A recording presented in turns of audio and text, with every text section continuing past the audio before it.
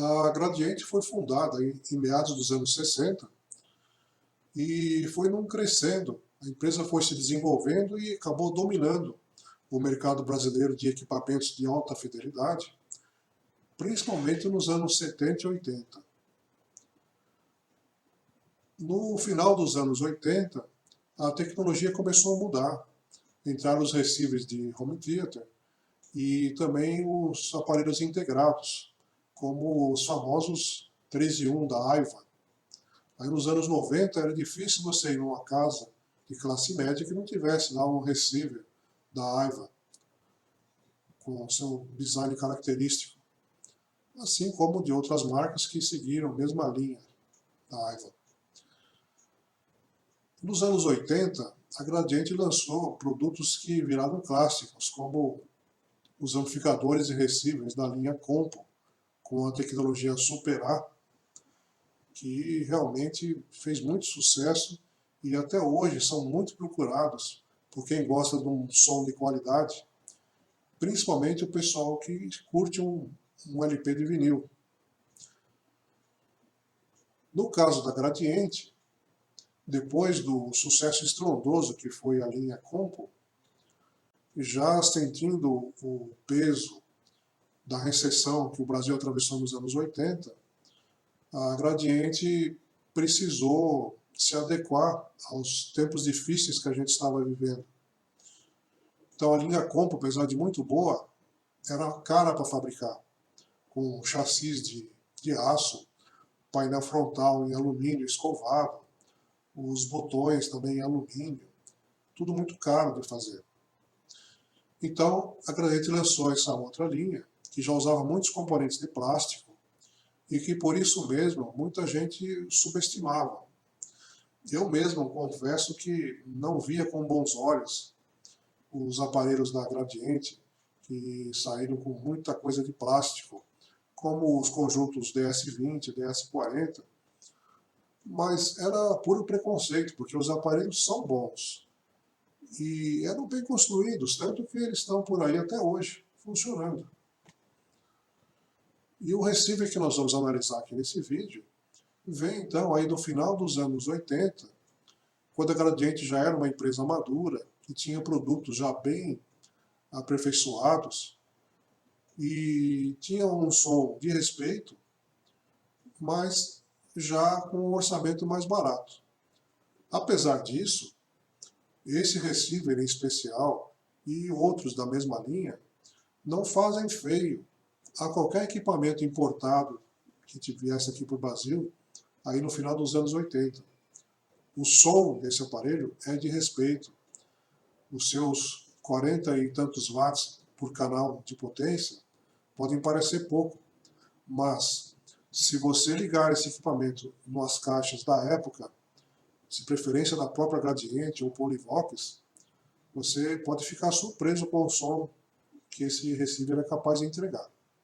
O modelo mostrado nesse vídeo é o RC2, que tem o painel frontal escuro, né, na cor grafite, mas ele é exatamente igual ao R343, que tem um painel cor champanhe, cor mais clara, que era usado em outros conjuntos da Gradiente. Mas internamente eles são idênticos. Vamos ver como eles são por dentro. Esse é o receiver por dentro. Então ele tem um transformador bem parrudo, é bem pesado. Tem um dissipador de calor aqui avantajado também. O amplificador de potência é um circuito integrado do tipo STK. Aqui está a placa que controla graves, agudos e balanço. Embaixo dela tem a plaquinha que controla os sistemas de alto-falante. Aqui está o amplificador de potência. Aqui está o sintonizador do rádio. Aqui é o pré-amplificador de cápsula magnética. E toda essa parte aqui é o pré-amplificador e o sistema do rádio. Aqui no painel frontal estão aqui por trás do painel tem várias placas onde estão ligados os LEDs e o circuito que controla o display do rádio. Qual era o defeito desse aparelho quando veio aqui para nós? O FM não sintonizava direito e também não pegava em estéreo. O que que era? Foi trocado um capacitor de cerâmica, o circuito integrado que fazia a sintonia e também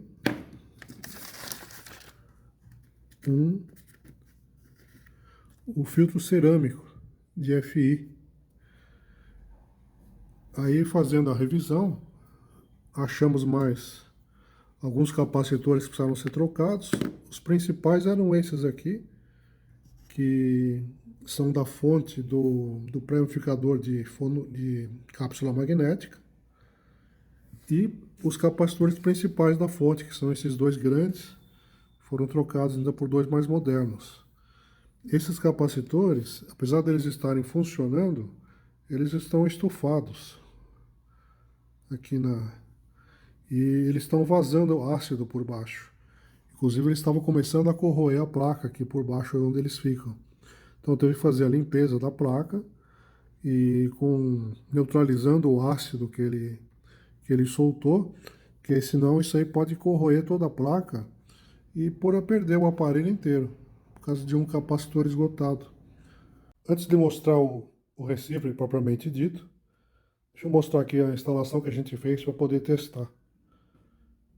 Então, só por efeito de comparação, montei ele aqui em cima de um receiver Yamaha de home theater, só para ter ideia das proporções entre os dois. Então, é claro, esse home theater já é de outra geração, já tem 7 canais, assim por diante. Mas em termos de visual, o RZ2 não faz feio, não.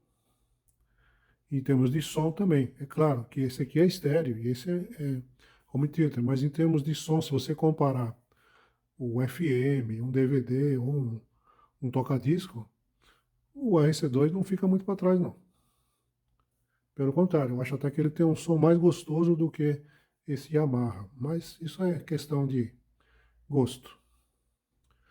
Para acompanhar, coloquei aqui duas caixas da Toshiba, que são fracas para esse receiver, que elas são para 20 watts RMS, mas só para a gente poder demonstrar aqui vai servir. E é interessante porque se você aumenta um pouquinho o receiver, o alto-falante começa a dar pulo aqui, quase que sai o cone pula fora. E aqui no respiro da caixa acústica fica parecendo um ventilador de tanto ar que sai, o que mostra que o receiver tem boa capacidade de corrente, então ele merece caixas bem mais avançadas que essa. Eu acredito que uma caixa de 80 a 100 watts RMS, com um bom woofer de 10 polegadas, 12 polegadas, eventualmente até um de 15 polegadas mesmo, talvez uma Master 100, uma Master 120 fosse o par ideal para esse receiver. Para efeito de fonte sonora, vamos usar aqui o próprio sintonizador que vem embutido nele. Nós temos aqui também um DVD player e poderíamos até ligar também um PC, mas não vamos usar aqui nessa configuração. Detalhe importante, o FM desse receiver não tem antena interna, como acontece nos modelos anteriores da Gradiente. Então, se você não ligar uma antena externa, ele não vai pegar nada, exceto pelo AM. O AM pega sem antena, mas o FM não. Então, no caso aqui, nós estamos ligando aqui uma anteninha da Philips, que é bastante simples, mas que está dando conta do recado. Lembrando que aqui na nossa oficina, o FM pega muito mal. Nós estamos aqui numa área de sombra em relação à Avenida Paulista, aonde ficam as antenas de retransmissão. Então, mesmo com essa anteninha bem simples, o receiver está sintonizando muito bem. Esse receiver ele tem, como todos, né, dessa série da Gradiente, tem essa tampinha, onde existem outros controles. Aqui você tem o controle de grave, agudos, balanço. Aqui um controle bem interessante, que é o seletor de cópia. Então, se você tem dois tape decks, por exemplo, você pode selecionar de copiar de um para o outro, do 1 para o 2, 2 para o 1. Você pode copiar do sintonizador, do DVD ou da cápsula magnética, do toca-disco. Aqui tem a seleção dos alto-falantes, loudness e aqui o modo mono estéreo. Então, normalmente essa tampa fica fechada, você só abre para fazer algum ajuste. Chave liga e desliga, saída de fones, controle de volume. Aqui embaixo tem o seletor de entrada, fono, DVD ou vídeo, sintonizador, tape 1, tape 2. Aqui estão os controles do sintonizador. Aqui você muda entre AM e FM. Aqui é sintonia automática manual. Ele tem aqui até 6 memórias. E aqui para você mudar a estação. Vou colocar aqui no rádio. Né? Nós estamos pronto, eu já estou no rádio. Horas, né? Dias, mas é horas. De um segundo. Aqui você muda a estação. Ou até agora, usa o ajuste automático. Se tiver alguma memória sintonizada na memória, é só apertar aqui e ele vai para a memória. Companheiro, tudo bem? Boa noite. Eu estava na vizinha. Aqui tem um indicador do quantidade de sinal. Então você vê que mesmo com a antena interna, ele está totalmente cheio aqui, quer dizer que o sinal está bom. Ele está pegando estéreo, está indicando ali, ó. Se eu chavear para mono, apaga a luzinha ali. Quando a estação não está pegando muito bem, você desliga o estéreo para não ter. Fica um som um pouco melhor. Se tiver com a memória sintonizada, ele vai indicar ali e vai indicar aqui a memória. Para guardar na memória, você aperta a memória e o número que você quer guardar. Pronto, essa estação está marcada como memorizada. Então é um aparelho simples de usar, mas que tem todos os controles para você montar um bom conjunto de som vintage, com todas as funções que você precisa, uma boa potência, um som limpo, típico aí da Gradiente, um som muito gostoso e bonito. É um belo aparelho para se ter em casa.